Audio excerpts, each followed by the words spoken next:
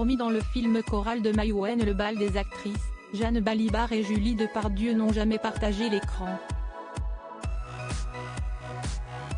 Il faut dire que les deux comédiennes aux carrières respectives mais diamétralement opposées n'ont pas l'air de faire les mêmes choix. Plutôt fan de drame et d'histoire vraie, Jeanne Balibar, qui sera notamment dans le téléfilm Diane de Poitiers sur France 2 ce lundi, est une actrice puissante et grave, qui s'essaie assez rarement à la comédie.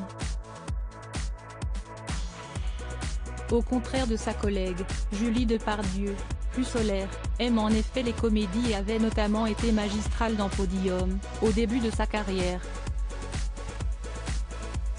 Cependant, les deux femmes ont un point commun, que certains de leurs fans ont eux-mêmes oublié, un amoureux très célèbre qui a partagé leur vie. Et avec qui l'une des deux a même eu 2 enfants. Un acteur, césarisé pour son rôle dans Le Grand Bain, dans lequel joue d'ailleurs Mathieu Amalric, un autre ex de Jeanne Balibar, mais également chanteur et auteur d'airs totalement barrés. En un mot, le génial et poétique Philippe Catherine.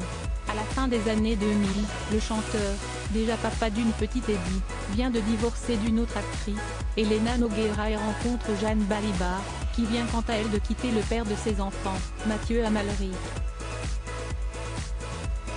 Une histoire d'amour discrète naît alors pendant quelques mois entre les deux amants, qui enregistreront même un duo ensemble avant de se séparer en bons termes. L'actrice retrouvera plusieurs mois plus tard l'amour avec le metteur en scène allemand Frank Castor, pendant que Philippe Catherine se mettait en couple avec la fille aînée de Gérard Depardieu. Une belle histoire qui dure toujours aujourd'hui, parents de 2 petits garçons, Billy, 11 ans, et Alfred, 10 ans, tous les deux ont même joué un couple marié dans le film Si est quoi cette famille ? Et c'est de suite. Pourtant, les amoureux auraient pu ne jamais finir ensemble, comme l'avait confié l'actrice à Télé Loisirs, avant de rencontrer Philippe. Je sortais d'une rupture difficile et je ne voulais plus vivre d'histoire.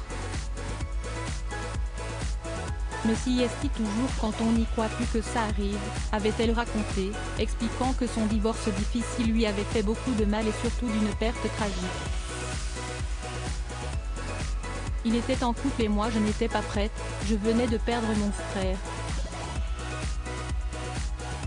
Il a fallu attendre 2010 pour que cela se concrétise. Point. Notre amour est mystérieux. Jamais je n'aurais pensé que cela me tomberait dessus. D'ailleurs, je ne voulais pas d'enfant, l'idée me faisait peur. Je ne pensais pas être faite pour la vie de famille, avait-elle conclu dans une autre interview, 2 ans plus tôt. La vie de famille, désormais, elle ne l'abandonnerait plus pour rien au monde.